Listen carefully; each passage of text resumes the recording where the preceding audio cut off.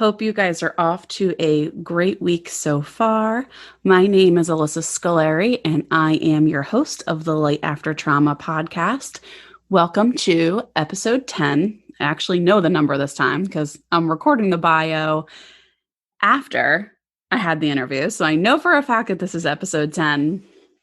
This episode is really fun because it's not just me and one other person, but there are two other women that I am recording with in this episode.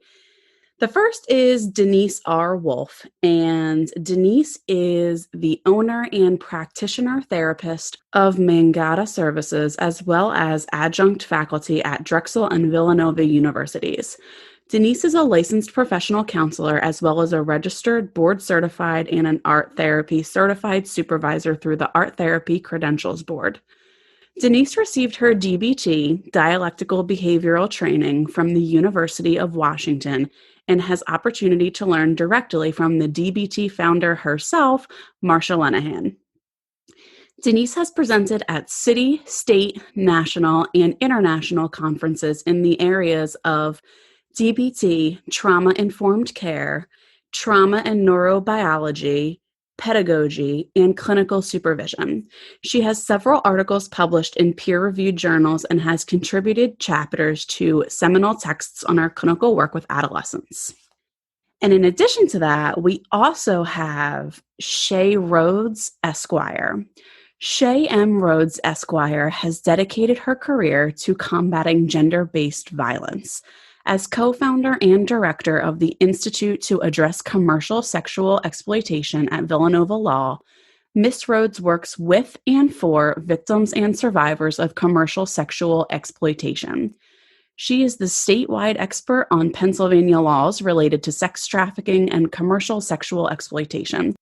Ms. Rhodes is a member of several local and national anti-trafficking initiatives, including Philadelphia's Anti-Trafficking Coalition, the Pennsylvania Anti-Human Trafficking Advocacy Work Group, and Shared Hope International's Just Response Council.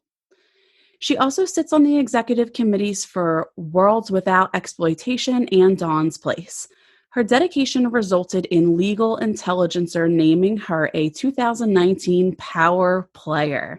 She was awarded a Fulbright Schumann European Union Affairs Program scholarship to conduct research in Austria and Sweden during the 2020 to 21 academic year.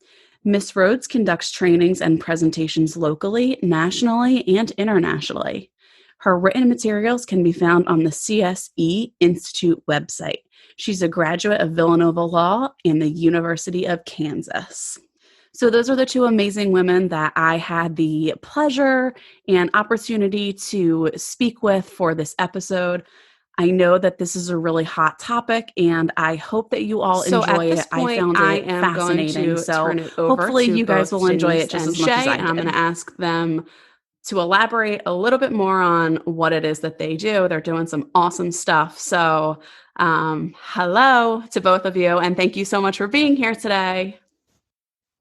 Thanks, Alyssa. This is Denise. I'm super glad to be here. This is a really exciting opportunity to talk about some really important things Shea and I are moving forward.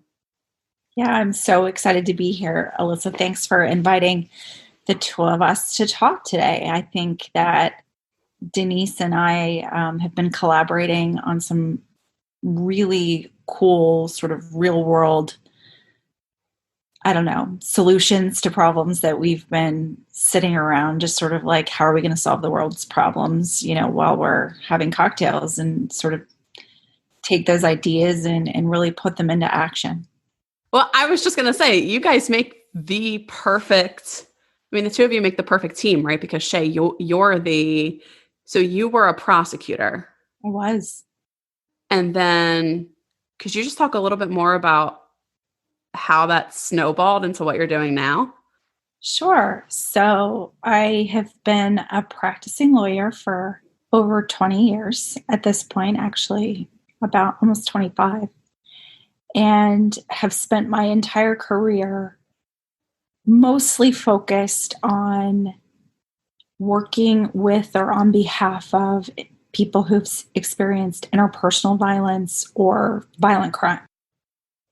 prior to becoming a prosecutor, and I was a prosecutor for the city of Philadelphia for almost 10 years, I worked as an attorney inside of 4 different rape crisis centers. I focused on two rape crisis centers in the counties outside of Philadelphia, working with victims of sexual assault and stalking, whether it be a protection from abuse hearing or custody matter or something like that.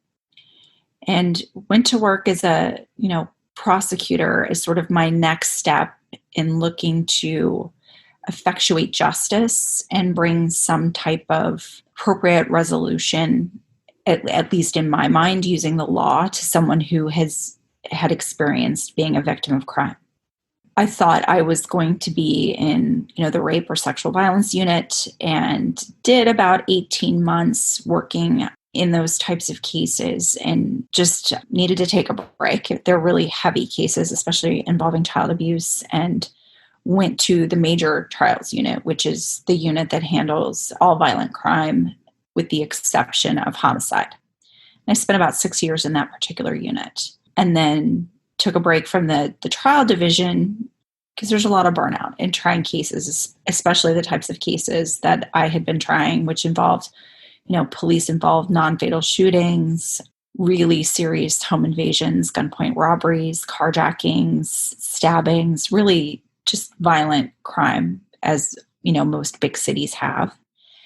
And thought, I wanted to continue being a prosecutor, but shifted my responsibilities to the pretrial unit, where we were looking to divert cases out of the trial division and come up with some resolution that didn't result in someone being convicted. And I was working in drug diversion courts and DUI diversion. Mental health court was a huge part of what I did, both at the common police court level, which is the felony level, and at the municipal court level. And I was also working in a court for women who had repeatedly been convicted of the crime of prostitution. And it's now a nationally known problem-solving court called Project Dawn Court. And again, it was sort of like coming full circle with my career and working with women specifically who had experienced interpersonal or sexual violence. And, someone who's in prostitution is experiencing, at least with the women that I've worked with, emotional and physical trauma on a day-to-day basis, in addition to the fact they're experiencing mental health diagnoses, co-occurring substance use disorder as a way of coping with the prolonged exposure to trauma that they've suffered. And when I left the district attorney's office, I created the institute that I now run at Villanova Law School, called the Institute to Address Commercial Sexual Exploitation. And it was at that point, we were pretty new. It was the fall of 2014. We were just kind of getting our feet wet, myself and my partner, who's a professor of law at Villanova, Michelle Dempsey. She's amazing. Figuring out how we were going to take this institute and what we were going to do. And that's when I met Denise, because she is an adjunct professor at Villanova on the other side of the trade tracks at Villanova. And she just reached out to me and asked me to come over and speak to her class. I'm not sure if it was your class at Villanova or Drexel. I think there were 2 that semester, Denise. I can't remember, but you and I hit it off immediately and just started having these really incredibly long conversations about trauma, and my having been in law enforcement for a long time, and, working with victims of violent crimes who've experienced trauma, and, what is the best way to effectuate justice and get closure for them. And I don't know, it just kind of morphed from there. Yeah, absolutely. So it's a great story how Shea and I met. So I was working as adjunct at Villanova and Drexel both at the time, and went to a screening of a movie called I Am Jane Doe. And it was like the inaugural screening. There were a lot of stakeholders who were there also talking about the movie afterwards, and inviting questions from the audience. And this was a movie about young adolescents who had been trafficked. And so Shea started talking, and I just had like this professional crush on Shea. You know what I mean? I'm like, oh my God, I need this person in my life. So like, I like to say that I professionally stalked Shea. And I just felt like there was a connection between us, and that there was a lot of synergy in our work.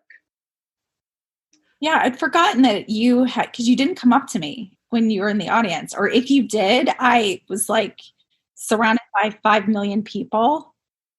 You were surrounded. I spoke to you briefly and I got your card and then I emailed you like that night. Yeah, like, I give out so many cards that, I do speaking engagements, quite frankly, all over the world. And I give out a million cards, and sometimes you hear from people and you don't. And the ones that you hear from like within the first day or two, you are really going to connect with and have some sort of like long-standing relationship. And it doesn't happen as frequently as you would think. Usually it's like, can I have your PowerPoint, or can you send me more resources?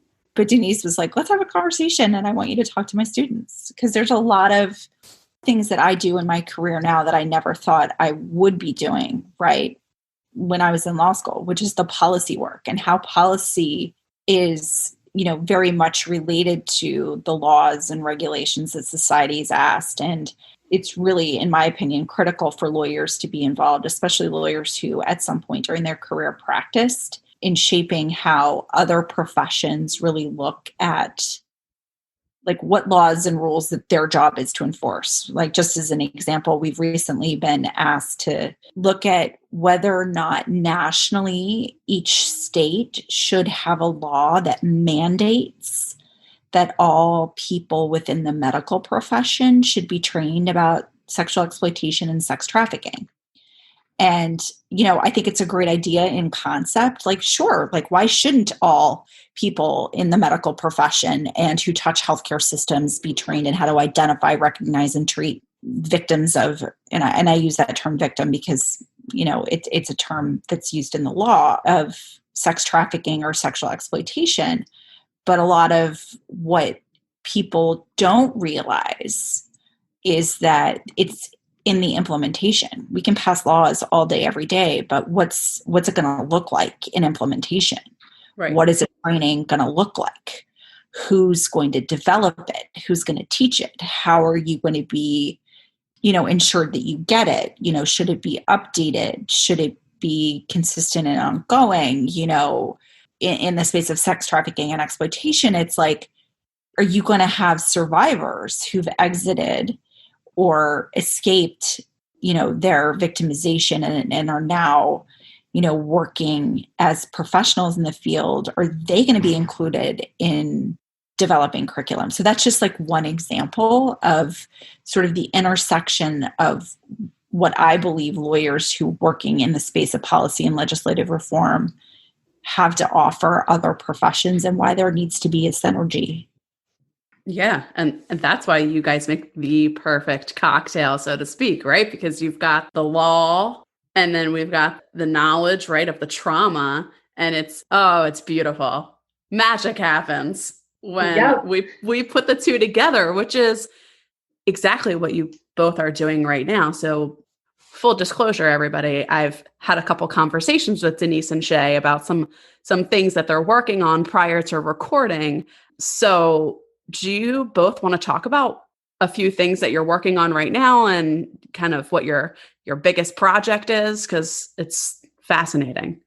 Sure. So one of the things that I do is keep my eye on certain legislation that is moving through, at a minimum, Pennsylvania's legislature, that's tied to criminal justice reform, that's tied to crimes of sexual violence or interpersonal violence, including sex trafficking. We write legislation. We're asked to weigh in about what our opinions are.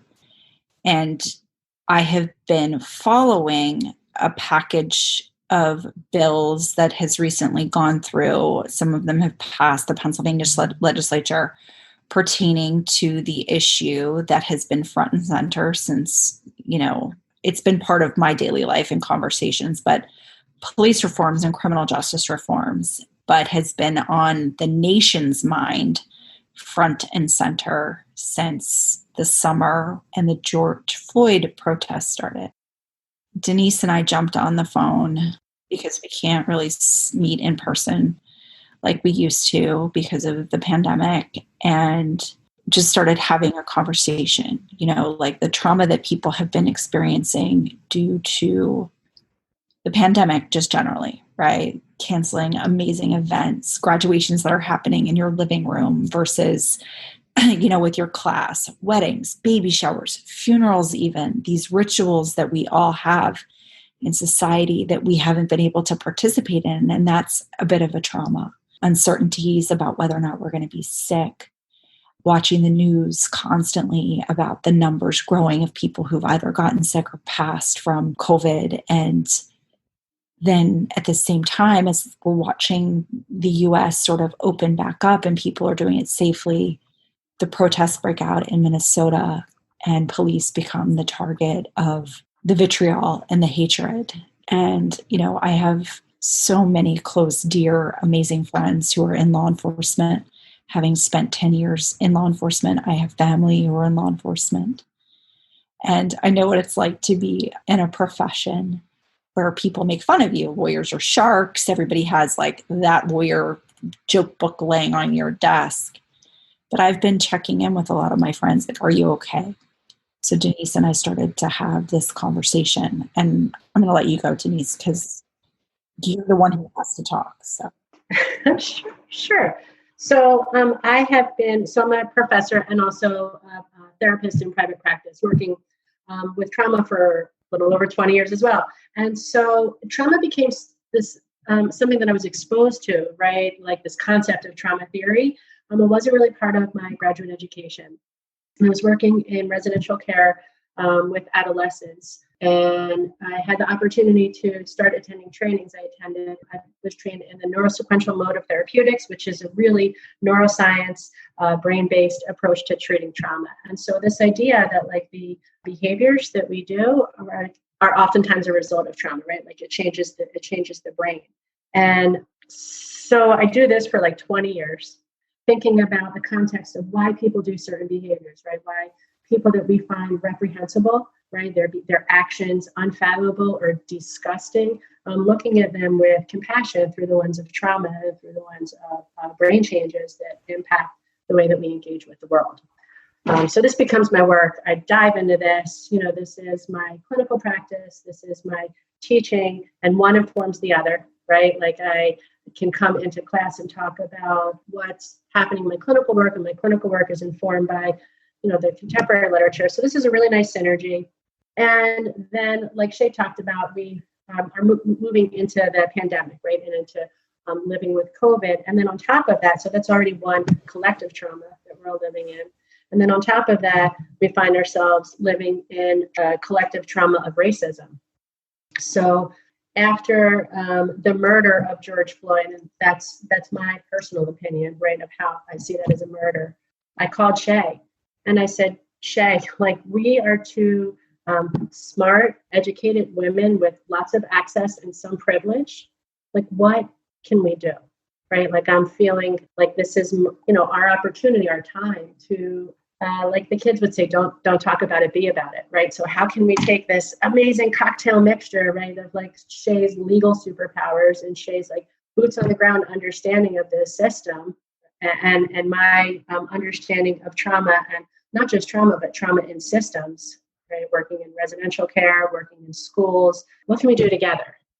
So this is like the beginning of like our dream, which is this opportunity to work with the police towards destigmatizing mental health care, right, and treating trauma, and looking at what looks like and what is called police brutality, not just as acts of hateful racism, but as responses to trauma. The police officers, what they see and do and experience every day impacts their brain just the way that it changes anybody else who's not a police officer. Not saying that the behaviors are okay, approving of them, but understanding them and then working to create change.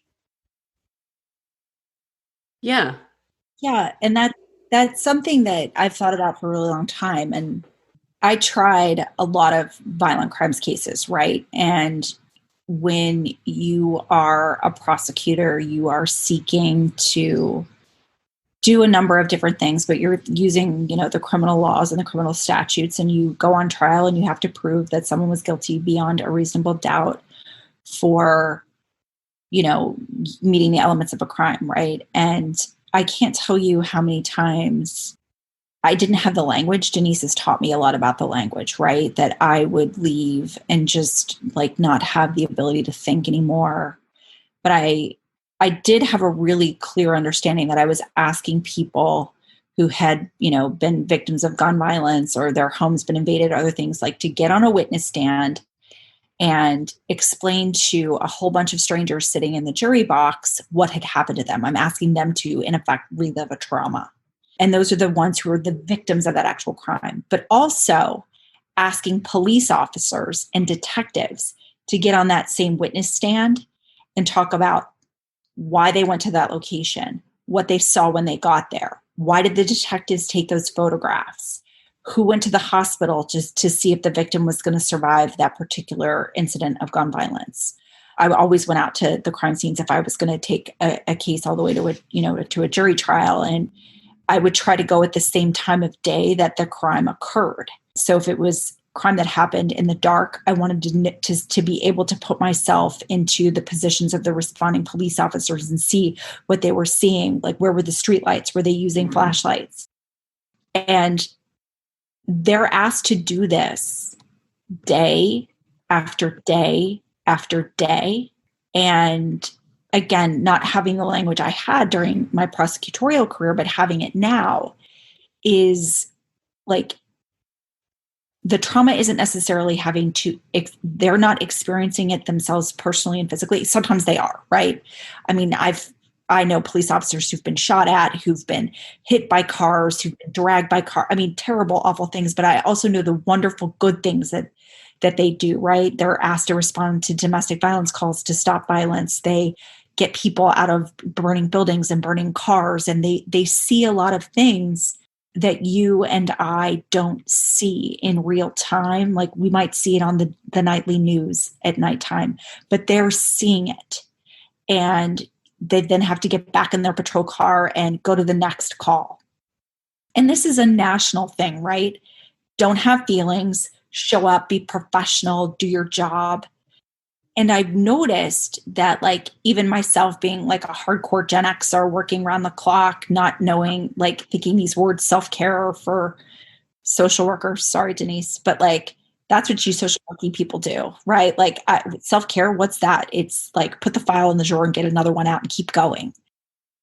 Leaving the day-to-day practice of law and running this institute inside of academia has just been really brilliant. I've learned so much from Denise about my own vicarious trauma, right? Like, why I would try 6 cases in a row and then basically be like a crybaby for a month before I geared up to do it. Like, it's vicarious trauma. It gets on you. It gets in your skin. But we're asking police to not recognize that in themselves and just get up and keep going and get up and keep going and show up at the next call and help the next person. And we don't ask them to take care of their brain. Yeah, it's an impossible ask, right? And I don't think that I even realized that myself until I started working with a local police department as the therapist with them. And I remember this very clearly. I had just started working with them, and there was an incident where a beloved member of the community was in a terrible accident in which she passed away, and her daughter was in the car. The daughter was alive, but just seeing how the police officers reacted, being on the inside and seeing how badly that had shaken them up, I thought to myself, like, oh no, we're not dealing with monsters. We're dealing with people who have been deeply, deeply traumatized with little to no support. And that's a big problem. And then vilified, right? And vilified Yes. as well, to boot. I feel like well, a lot of the police officers that I spoke with join the police force because they want to serve the communities. It's almost social worky in its sort of heart, right? And I understand as well the history of policing in this country being, growing from old racist roots to protect white property, right? I mean, that's like the roots of the police in this country. So like, they return runaway slaves to their masters. Like, let's be super clear. Right. Yeah. Thank you. And it's a both and, right? Modern, I think contemporary police largely are to protect and serve the communities that they live in, and continual exposure to what therapists talk about as big T and little t trauma, right? Capital and lowercase trauma, the small sort of collective traumas, as well as the bigger traumas of living in a dangerous environment, being shot at, not having social support, spending time in dangerous areas or war-torn areas, right? So all of these things we know have an impact on our brains, which impacts our ability to think clearly, right, and make good decisions. Yeah, touching on something, Denise, it just brought up something for me.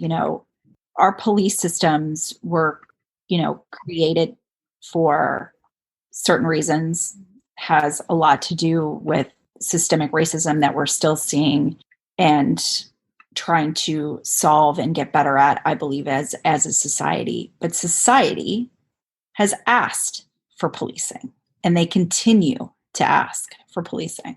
And investigations is a huge part of it, right? Anybody who is, comes home and their house has been ransacked, I'm hopeful they'll call the police and that the police would be able to solve who broke into their home, because living in a house that's been broken into has got to be terrifying. I think that we as society, again, ask police officers to show up and be professional all day, every day, with their gun and their badge and their handcuffs, literally their toolkit that they take to work on a tool belt that they wear around their waist, right? Yet we as society have not said to them, you must take care of your brain. And you take your brain to work with you every day, and you use your brain every single day. And then you leave work and you take your brain with you. And that doesn't mean you can compartmentalize and shut it off. Police officers put on that uniform every single day, and they've all taken an oath to protect and serve. And they have that tool belt with their tools on it around their waist, their gun and their badge and their handcuffs. And hopefully they only use certain tools like their gun once a year when they have to go to the range to qualify to prove that they can still shoot it effectively, right? Like, I'm pretty sure every single police officer that I've ever spoken to is like, yeah, that's the only time I've ever used my gun on duties, when I've been at the range qualifying.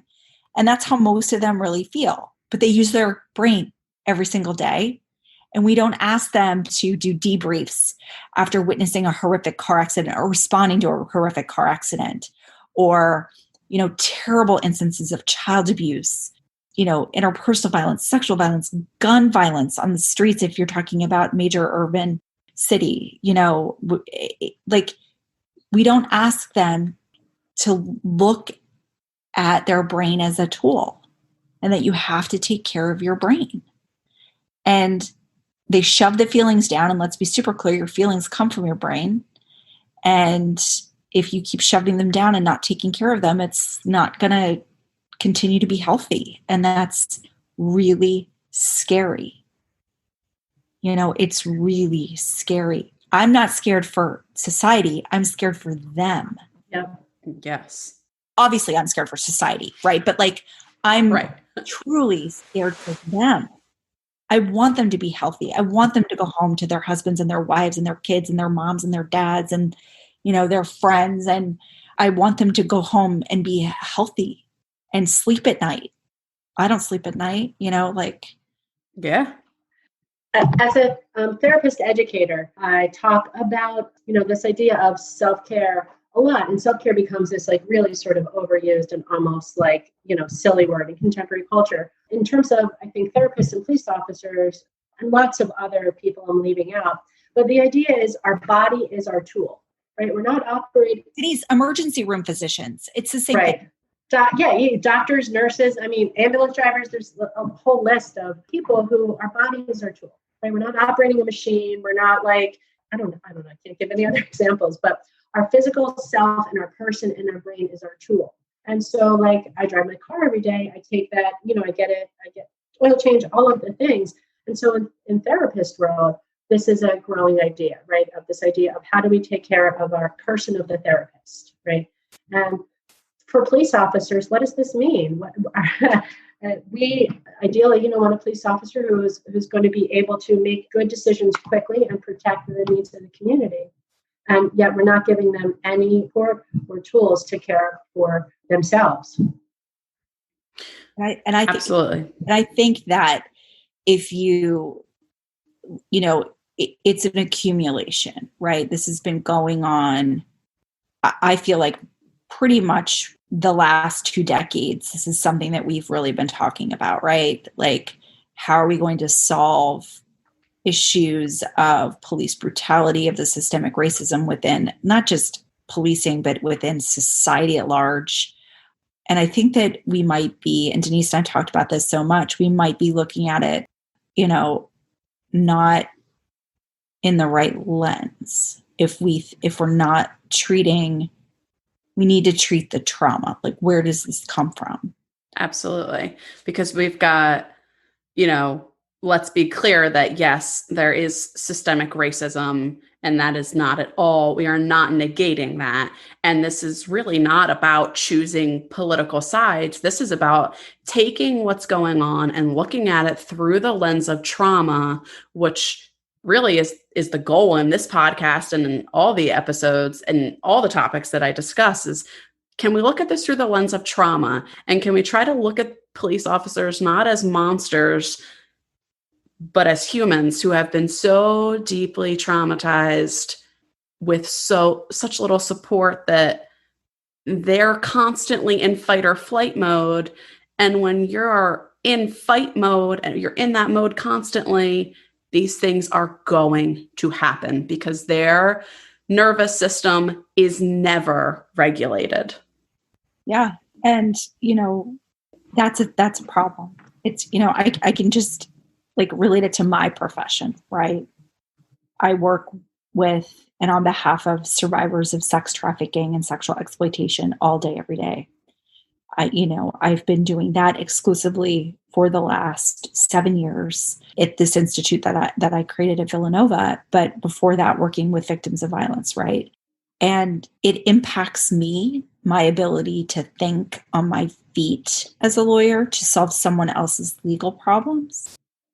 And there is no me and my feelings when it comes to solving the legal problem of someone who's experienced really horrific trauma. But their trauma impacts me. And what do I need to do to take care of myself so that I am the best lawyer, the best advocate that shows up for my clients and the people I advocate on behalf of every single day?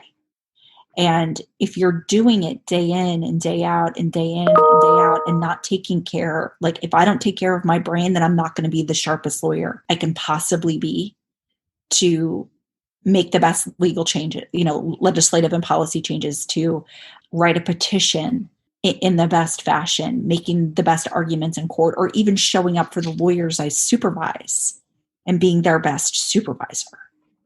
Yeah. Right. And that's really, I think, important for anyone who's working with a population that's experiencing trauma.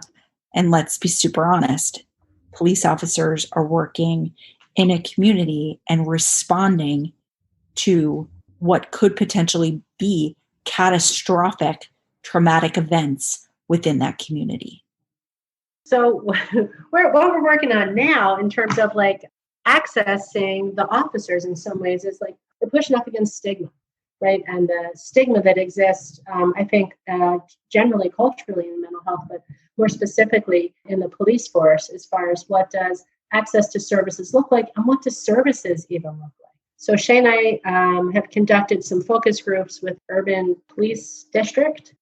Yeah, I mean, I would say it's a particular law enforcement agency that expands. It's not exclusively urban, but it's also suburban, and they're multi-jurisdictional, but have a specific role within policing that also makes them incredibly unique.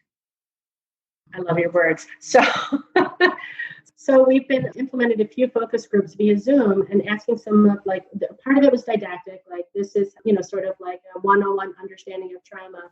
Here are some of the big T and little t traumas. Here are some of the experiences of trauma that like might impact you, or like here's what trauma looks like sort of behaviorally and emotionally, or the impact of trauma.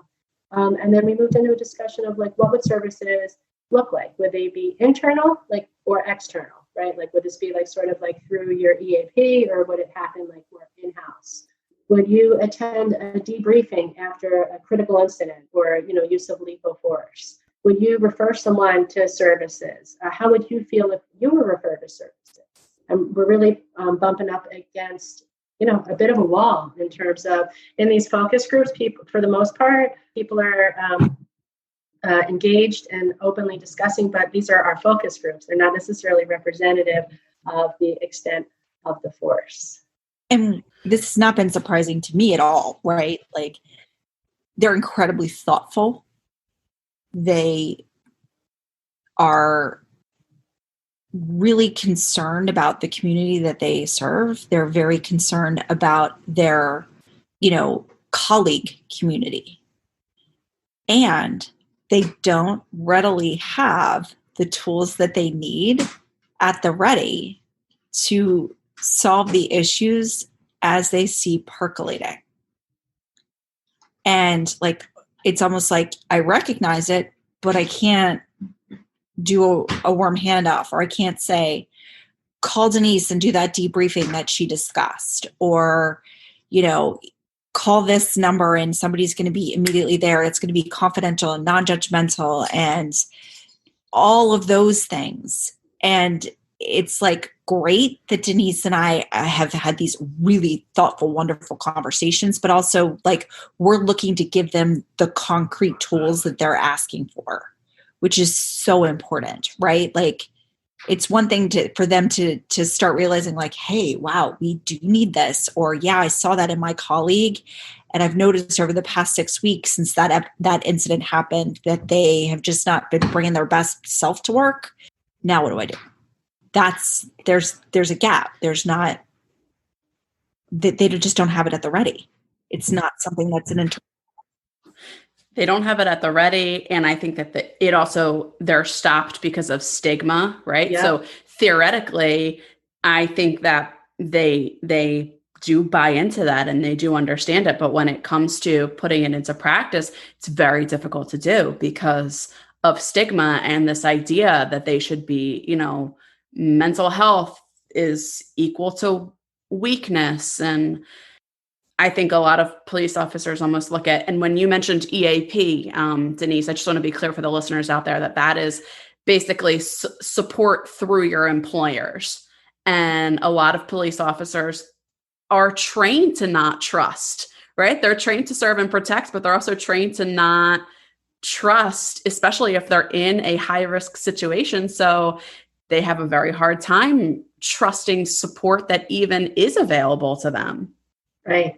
And it's also, it can feel really sort of like the opposite of a warm handoff. Like if you contacted your employee assistance program or EAP and, you might get a referral, and there might be like 15 or 20 different people on this piece of paper or, an email. And so how do you pick the right one? And it becomes like, forget about it. I'm not going to do it anyway, right? Because of trust and because of ease of access. Yeah, interestingly enough, we asked if there were going to be like therapeutic or counseling. Seems like a more palatable word with the police force than therapy. So we said if there's going to be supportive counseling, would that person be internal or like within the police force or external? And I think our experience largely was like that it was pretty split and people made a really strong case for either.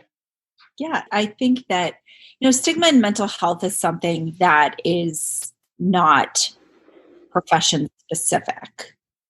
I think that there is a stigma just surrounding the issue of mental health, just globally, right? And there's no stigma against people who have a heart condition or who have diabetes, but there's, you take medicine for that, and you could potentially take medicine for a mental health diagnosis. It's just, the conversations that Denise and I have had, and even like using some of the tools and information that Denise and I have really like drilled down in over these years, I've developed a curriculum for lawyers on how to be a trauma-informed lawyer. And that's in dealing with your clients, but also a component of that is how to ensure that you are showing up and being the best lawyer you can to solve someone's legal problems. And I think that the way that we decided to approach these particular focus groups was like, let us tell you what trauma is. Here's how trauma impacts your brain. It's like almost like if you slam your finger in the car door, you're probably going to break it, right? So like if you, it's, I don't know, I'm not articulating it very well, Denise, but like explain to them like the impact of traumatic events over a long period of time on the different parts of your brain and how we as human beings are just like an incredibly resilient species in the sense that our brain takes care of our bodies, right? Which is why you have specific trauma response, fight, flight, freeze, or even fawning, right? That's the new one that we've all been talking about. And we do that because we're biologically wired to survive. But when you're not recognizing a trauma or having the ability to process it, it just gets shoved down. And that's when, like you were saying, Alyssa, it just gets flipped on. The switch gets flipped on and you don't have the ability to distinguish a reaction based on that moment in time. It's sort of like your body going into pattern behavior. Denise, what's that one thing you always talk about? You got in your car and you meant to go someplace, but you ended up at work. Oh, right. Where brains are lazy, right? And so like the trauma response becomes sort of like the lazy road or the easy road. The more you're exposed to trauma, the more your brain is going to just go into fight, flight, freeze, or fawn instead of regulating the nervous system and getting to the prefrontal cortices where thinking and logic happens. And so I give the example of you ever get in your car and you're like you maybe want to go to your friend's house and instead you find yourself almost all the way to work, right? And so like what happened there? Like, and when you sort of like tuned out, your brain goes into autopilot and the trauma response becomes autopilot. Yes. Yep. That becomes the default.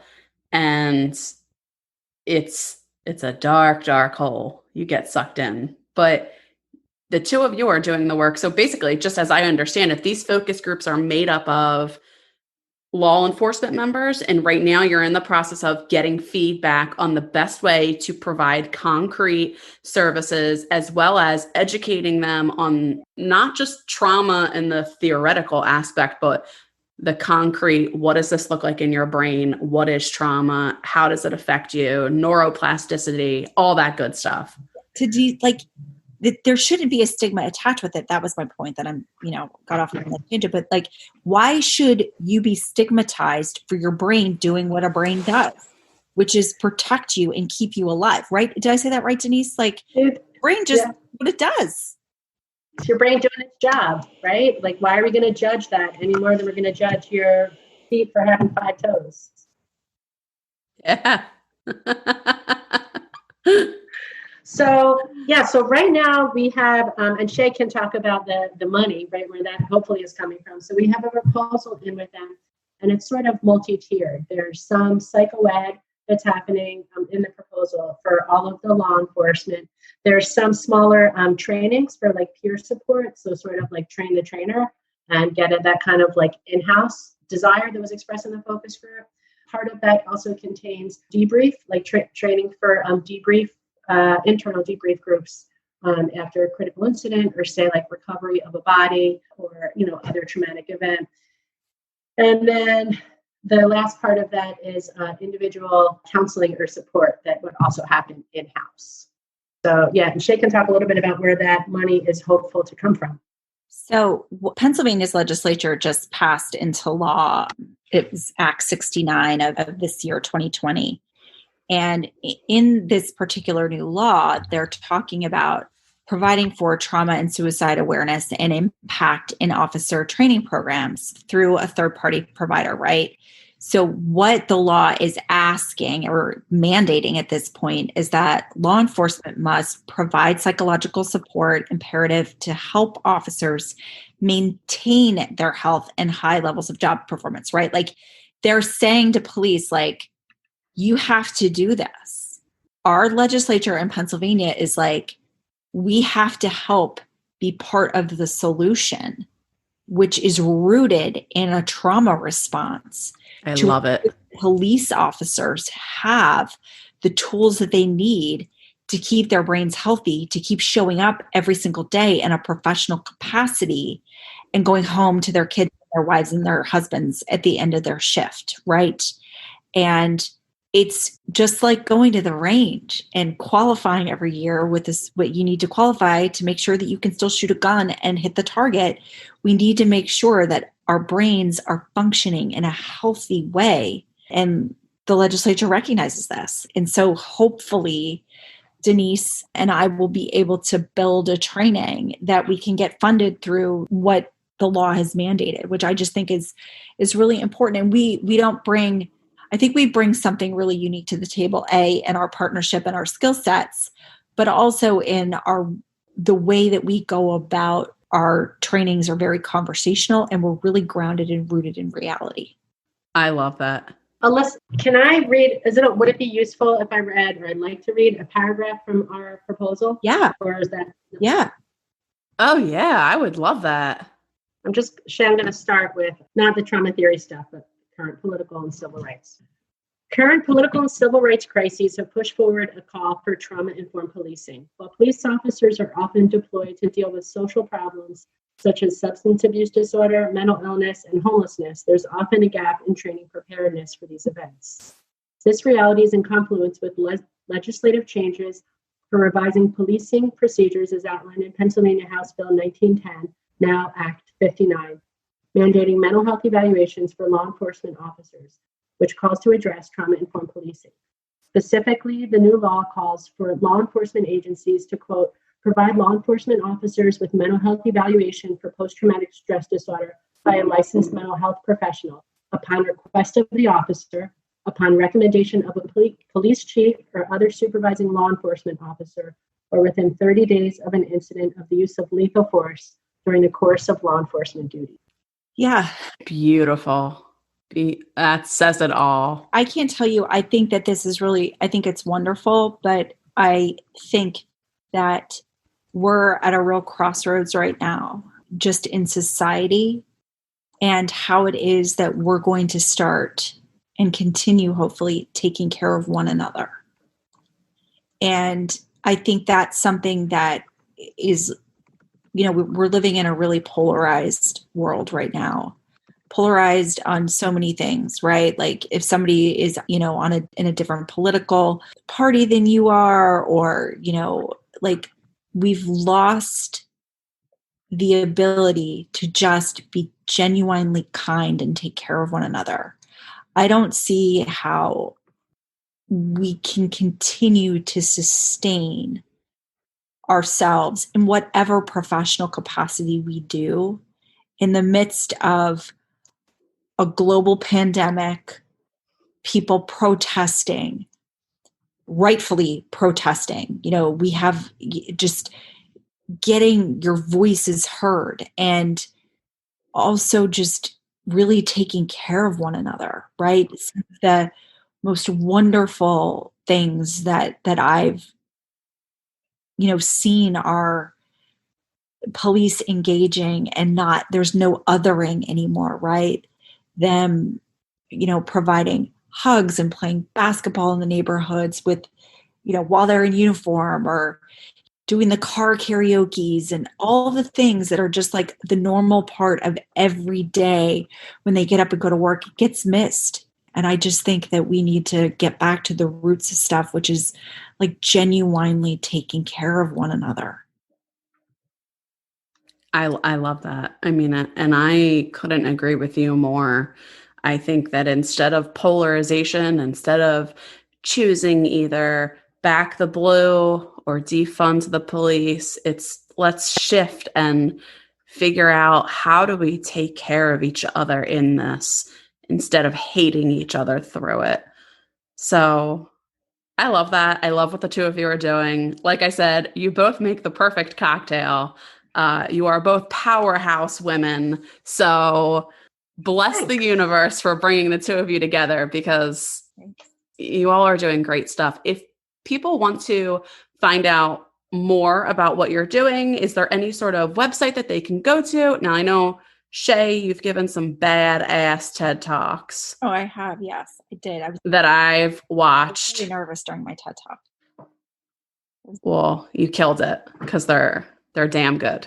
But yeah, if people want to learn more, is there any kind of resources or tips or websites that people can refer to? Anything like that? So Denise, I know you've got a new website up and running. You can always go to our website, which is the csdinstitute.org. We are constantly encouraging law enforcement and prosecutors and lawyers and those who serve victims of exploitation, interpersonal violence, sex trafficking to do so through a trauma-informed lens. We offer tons of trainings. We do legal research. We provide direct legal services. There are all kinds of really, I think, amazing stuff that it's not me, it's my team that they just tirelessly work on all day, every day. The lawyers and my students and my research assistants, they're just phenomenal. I know that Denise has got a ton of ready tools and I am a nerd. I love to read and I think I'm proud of my nerd hashtag. But there's just so much information out there. Denise, do you have all of those sort of research cool stuff up on your website? I really want people to read them. Yeah, I will momentarily. But yeah, I'll load all of that. Shea and I've been archiving related articles from contemporary literature and newspapers and magazines. So I will load that into my website and all of that can be accessed there. That's perfect. And one of the things that we always try to do, and we did this before we did the focus groups, there is an amazing YouTube video out there. It's an animated YouTube video. It's called Trauma in the Brain. Just Google YouTube Trauma in the Brain. It's animated. It's, I don't think, quite 10 minutes long. 9 minutes and some 40 seconds. It's so good. It's just so good. And it gives a really clear, concise overview of how trauma works in your brain and what your brain's responses are and how it's just, I love this little short animated video. We always before we do these focus groups or anything, I assign it to my students. I've played it in front of a million people. It's awesome. I actually think I know exactly what video you're talking about. And this will sound familiar to the listeners out there because I have posted it in the podcast Facebook group and I've referred people to it in previous episodes where I sort of talk about the nuts and bolts of trauma, so to speak. It's like a cartoon video on YouTube, like an animation. And yep, so this should sound familiar to those of you who have listened to previous episodes. I'm going to post that video again because that's a sign that we all need to watch it again. So I love that video. Cool. Yeah. And I just thank you so much both for coming on today. It's been awesome to hear what you're doing. Keep up the good work. Thanks, Alyssa. We'll keep you posted. Yes. Thank you for having us. Thank you. Take care. Thanks for listening, everyone. For more information about today's episode and to sign up for the Light After Trauma newsletter, head over to my website at alyssascolari.com. The really great thing about being a part of this newsletter is that not only do you get weekly updates on new podcast episodes and blog posts, but you also get access to the private Facebook community, as well as access to all sorts of insider tips, resources, and infographics that supplement what we talk about on the show. You also can connect with me and other trauma warriors. I'm super active on the Facebook community, and I look forward to talking with you.